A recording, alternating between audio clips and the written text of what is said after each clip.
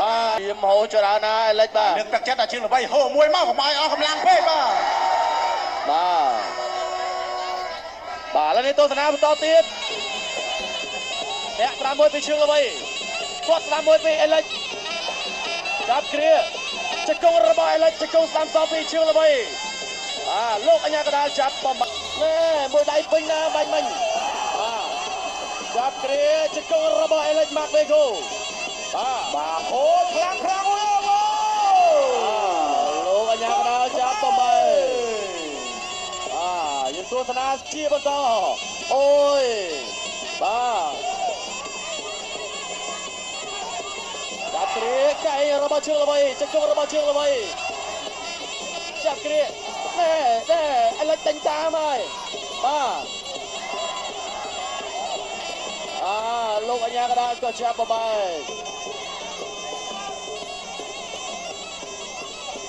បាទទស្សនាជាបន្តទៀតគាត់ក្រោមមួយសិនសងស្ដាប់ពីជើងល្បីកែរបស់ជើងល្បីចាប់គ្រាជង្គង់របស់អេលិចម៉ាវេកូបាទលោកអញ្ញាកដាលចាប់បំបីបាទទស្សនាបន្តទៀតគាត់ធ្វើរបស់ជើងល្បីបងប្អូនយើងទស្សនាច្រើនណាស់ 100k ជាងហើយបាទបន្តទៀតបាទសុំឲ្យបាន 400k ទេបងបាទអូយហូមួយទៀតបង1 2 3លោកអញ្ញាកដាលរាប់ហើយ5 6 7 8បាទប្រកួតបន្តការប្រកួតចប់ទឹកទី2មកកែឆ្វេង2កែរបស់ឈឺវ៉ៃទៅលើអេលិចអូយណែពុះពីលើលោកអញ្ញាកដាលតាមតាមបែកតាន់មួយម្នាក់មួយមកតាមបែកអូយស្ដោកែគ្នាល្អណាស់ឥឡូវនេះមួមកបងប្អូនមួមកអោគ្រាលោកអញ្ញាកដាលធ្វើការបំបែកអលេចដើរចូលជើងទាត់ស្ដាំមួយអលេចដូរកំណាត់ដៃគ្នាទាត់ពីជើងល្បីមួយមាត់បដៃចំផ្ទៃមុខលោកម្នាក់មួយពុះពីក្រោយអីអើយអលេចយ៉ាងណាអញ្ចេះដើរចូលអូខេសុំទោសបាទអចេតនាI'm sorry brother ជើងល្បីអូយមកជើងនេះខ្ពស់ណាស់បងប្អូន1.90 មិនធម្មតាទេលូត្រេងមួយអោព្រាជង្គង់ពីអាឡិចលោកអញ្ញាកដាលបំបែកទៀត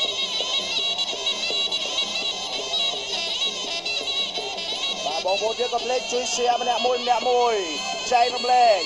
ដើម្បីគុណខ្មែររបស់យើងកម្មវិធីរបស់យើងក៏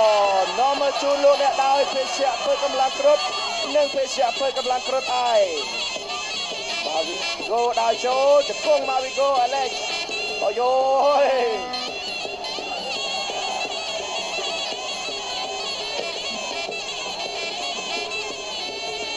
បាទអេលិចដើរចូលមួយលូកឆ្វេងដូចគ្នាជង្គង់មួយរបស់អេលិចជង្គង់មួយទៀតរបស់អេលិចលោកអញ្ញាកដាលបំបែកអូយជង្គង់នេះខ្ពស់ហ่าបងប្អូនជង្គង់រហថាផុតក្បាលជើងល្បីទៅទៀតចេញពីជើងល្បី